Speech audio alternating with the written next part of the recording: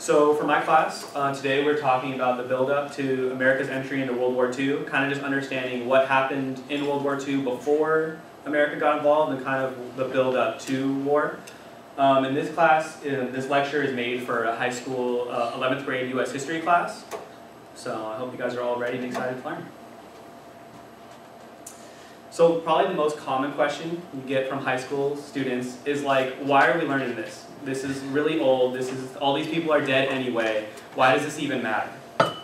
So my response to all those kids and why you guys should pay attention to my class is basically to understand this build-up is the only way you're going to understand, oh, man, come and join us. Basically, understanding what's happening in the 1930s is the only way you're really going to understand the build-up to the war, why the war happened, and understand what went on in the 1940s.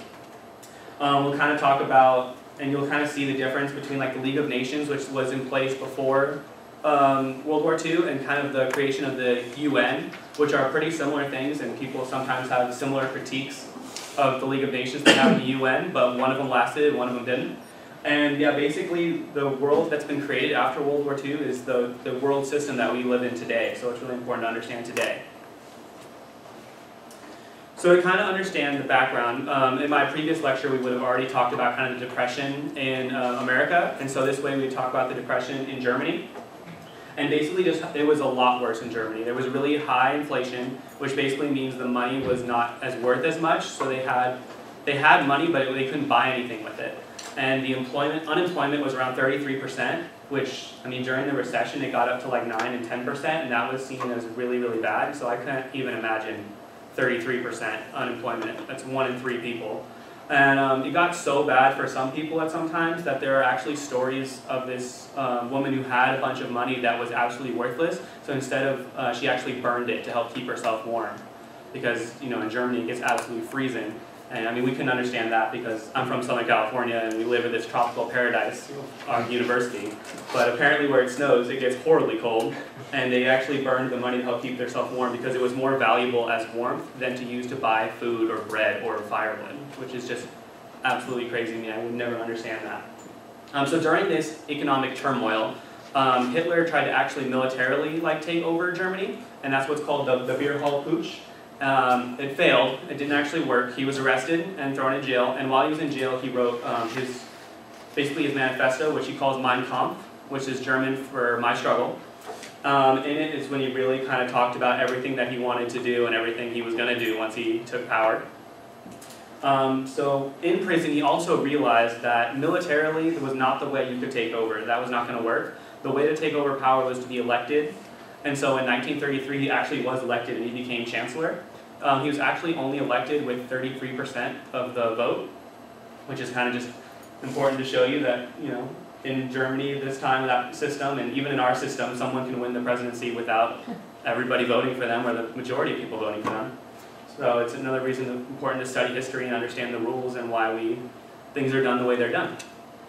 Once he became chancellor, it's pretty commonly accepted that the Nazis burned the Capitol building, but Germany and Hitler blamed it on some Jews and some other minorities, and he said because they were basically being attacked, their capital and their federal government was under attack, that he had to declare some emergency powers and kind of suspended their version of their constitution and just basically became a dictator from that point on. And so he also did a lot of other things, like he would burn books and any philosophy or ideologies that would disagree with him, and it got really bad. He also kind of wrote about living space, which in German is called Lebensraum, basically saying that there's not enough room in Germany for all the Germans, so we're going to have to expand and take other lands to the east. And that was, again, another prediction of what he was going to do later on. And he also declared that the Nazi Party was going to be the only party in Germany, and there was no other source of power. After that, Germany also violated the Treaty of Versailles, which was the treaty that ended World War I, and basically made it so that Germany had to pay a bunch of money to the Allies and had to keep a really, really weak, small military, and he totally just threw that out and said, I'm going to build whatever I want and do whatever I want, and he built a bunch of navy, he built a huge air force, which in Germany is called the Luftwaffe, and he built a huge army even though he wasn't supposed to, but the League of Nations was too weak and didn't have enough teeth to be able to stop him or say anything. They kind of just you're not supposed to do that, and he just kept doing it anyway. In 1935, they also had the Nuremberg laws, which basically just deprived the Jews of a lot of their rights, made it so that they couldn't marry non-Jews.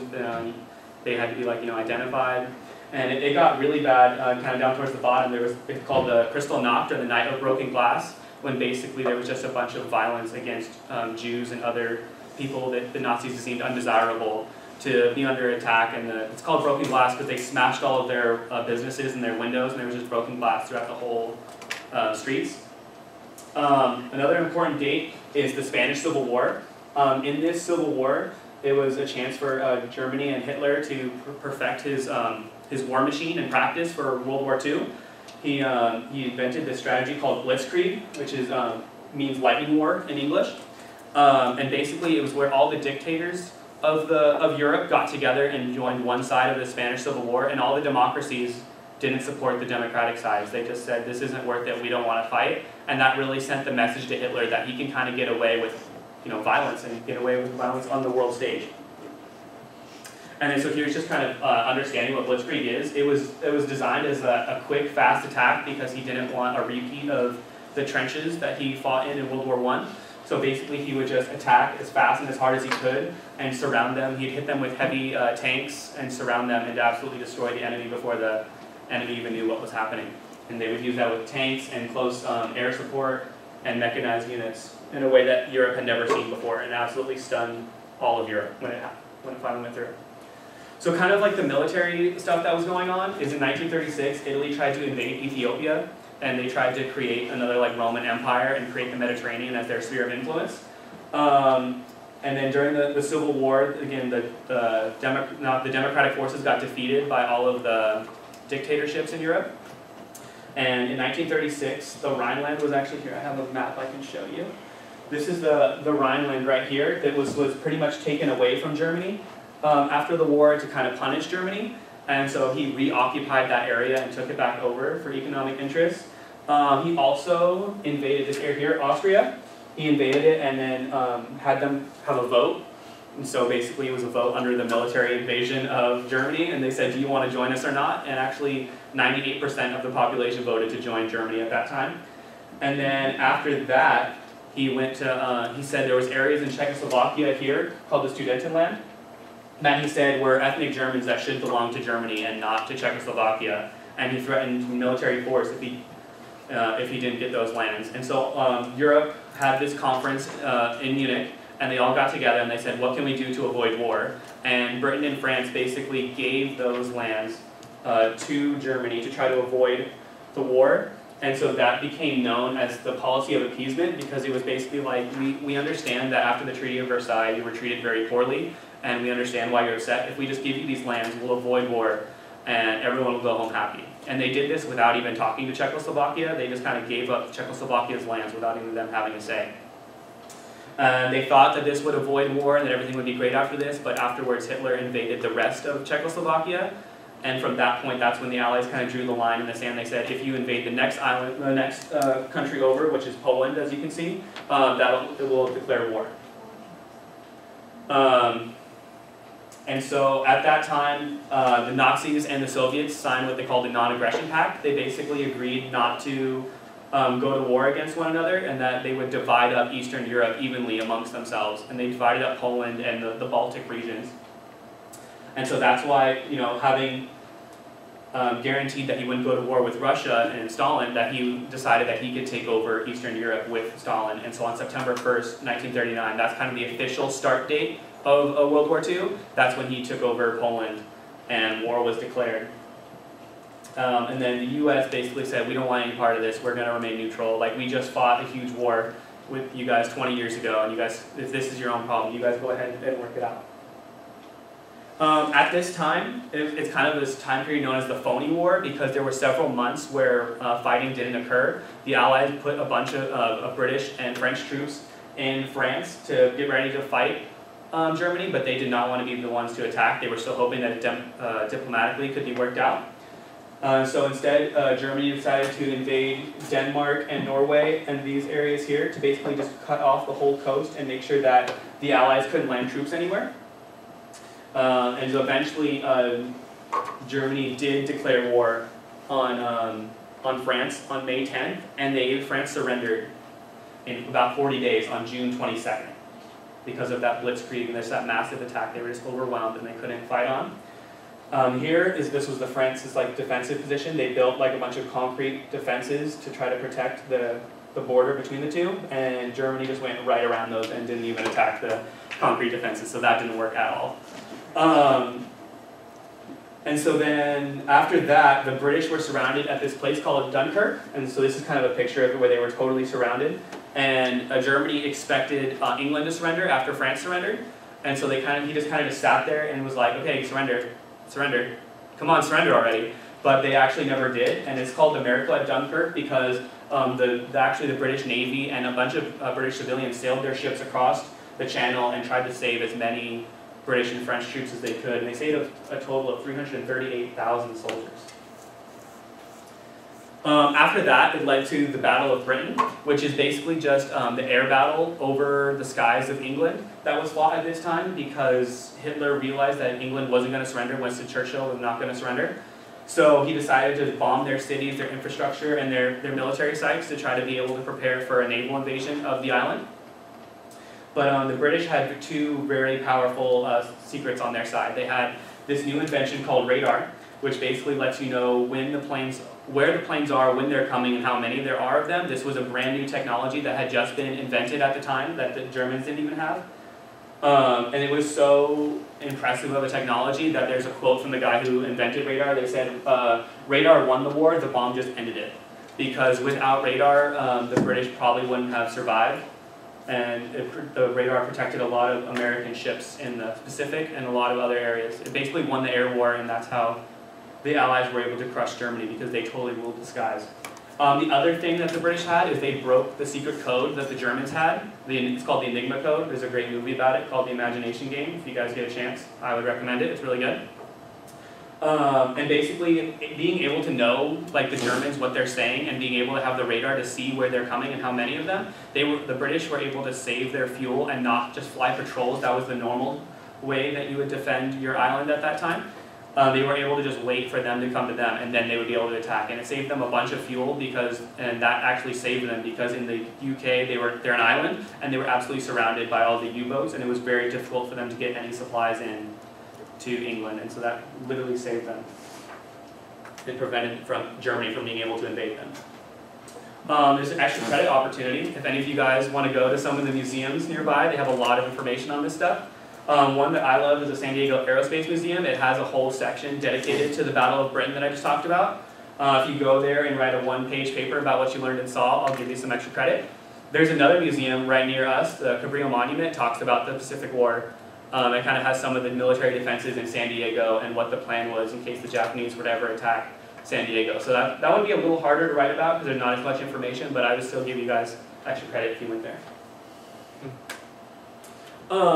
After that, when Hitler decided that he couldn't invade England, he then turned his sights on the Soviet Union. He went back on his non-aggression pact.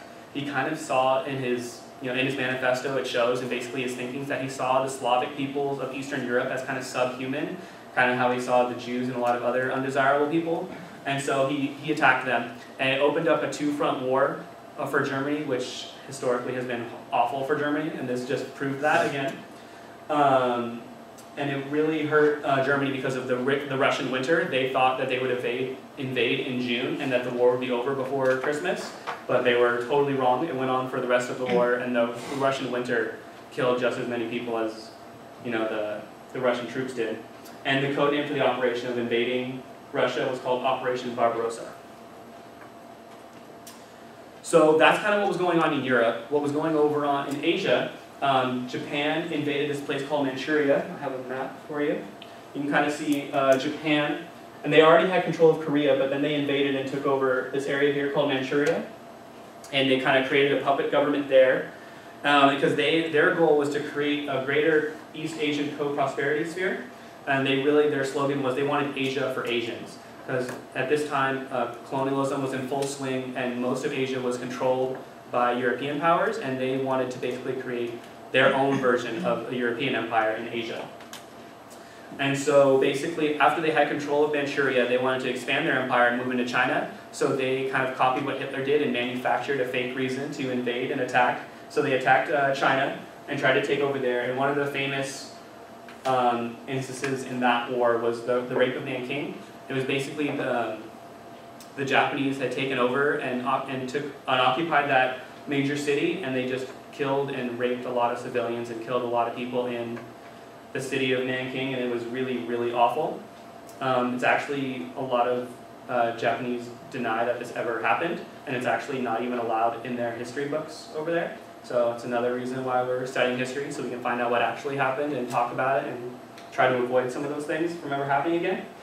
But at this time, the League of Nations was unable to do anything, so the US decided to step in because they were really worried about the expansion of the Japanese in the Pacific because of the US interest in the Pacific. So they decided to have a US oil embargo on Japan.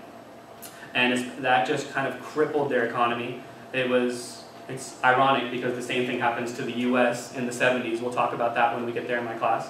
But it made it pretty much impossible for the economy to run and for their war machine to run. So Japan said, okay, let's negotiate. And they were able to start trading in oil again. But Japan kind of realized that there was no way they could expand their empire without taking on the US. So that economic war that the US declared basically meant that the Japanese had to declare a real war on the US.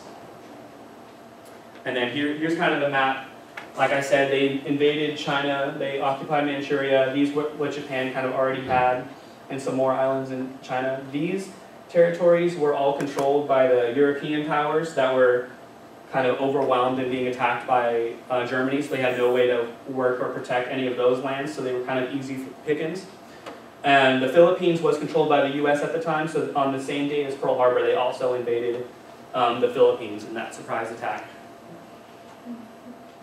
So meanwhile, in America, again, like I said, the US really wanted to try to remain neutral. They didn't want to get involved in another war because they thought they had just been in the war to end all wars in Europe 20 years ago. Why would we get involved in another brutal war that we have no interest in? Even though we weren't fighting militarily, we did kind of pick sides. We were operating that Lend-Lease program, which basically means we would give money and supplies to the Allies and kind of said you can pay us back later, or you can give us military technology like the British gave the US radar. And then another plan they had was destroyers for bases, which is exactly what it sounds like. We just gave them Navy ships and they gave us territory than some of the bases that they had nearby. Also, another thing that was interesting is some US pilots decided to go over to China to fight the Japanese at this time. So even though the US military wasn't involved, US Americans, were involved, they actually went over to China and joined up in this Air Force unit called the Flying Tigers, and you'll see them if you go to the Aerospace Museum. They have a good little exhibit on them. And they also, US citizens were involved because they were guarding the supply ships that were going into England at the time, and they were being attacked by U-boats. So even though the US government wasn't officially involved, the US was always kind of involved. And then as you guys know, the real thing that brings the US into the war is Pearl Harbor, which happens on December 7th, 1941. It was a preemptive strike, which basically means that Japan felt they had no other choice to attack first because it was going to go to blows anyway. There's the really famous picture of Battleship Row, which is right here, where basically on that Sunday morning they all kind of lined up on this one easy row to make it a really easy target, so Japan decided to attack at that moment. Thankfully enough for the US, the three aircraft carriers that the US had in the Pacific were supposed to be there on that day, but they got delayed by a storm. And that was kind of the main target of the Japanese Navy because that was really where the main power of the Navy was at this time. But they survived, and so the US was able to stand a fighting chance after this surprise attack that devastated all of our other ships. As Jimmy kind of talked about in one of his lectures, they really believed in honor and Bushido, and so they didn't want to have a surprise attack that was seen as really dishonorable. So the Japanese tried to tell the US that they were declaring war on them the morning of, and they never actually got a chance to tell them before the attack happened, so they felt really bad about that. In Pearl Harbor themselves, since they were inside of a shallow harbor, they had a false sense of security. They thought that the main way of taking out a ship at that time was with torpedoes. and they thought that torpedoes sunk too deep and that they wouldn't be able to go through in the harbor, but Japan actually invented wooden torpedoes that wouldn't sink as deep so that they could attack ships in the Pearl Harbor. And that, the US was caught totally unaware. It was just like any Sunday morning to them. They were getting up and doing the Pledge of Allegiance and the national anthem. And FDR had that very famous quote where he gave his speeches, "This is a day that will forever live in infamy." And from this moment on, since all of our battleships were destroyed, this is what started the main use of aircraft carriers as being the main part of a navy. And it was kind of the first time that ships had been fighting each other without ever actually seeing each other. The planes would just fly over and they would attack each other. The naval ships would never actually see each other. And then here is that picture again I showed you. You can just see like all of these ships lined up here where were hit, either sunk or destroyed, and a lot of other ones were hit all around. And that really just crippled the US Pacific Fleet and made Japan think that they would stand a chance of winning. And that's when they captured the Philippines and a lot of other US Pacific territories. And with that, that's what really brought the US into World War II. And we'll talk about World War II on my next lecture.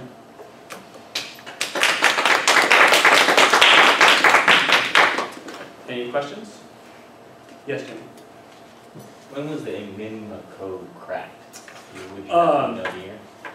I believe it was the year of 1941, like earlier in the year before we got involved. Any other questions?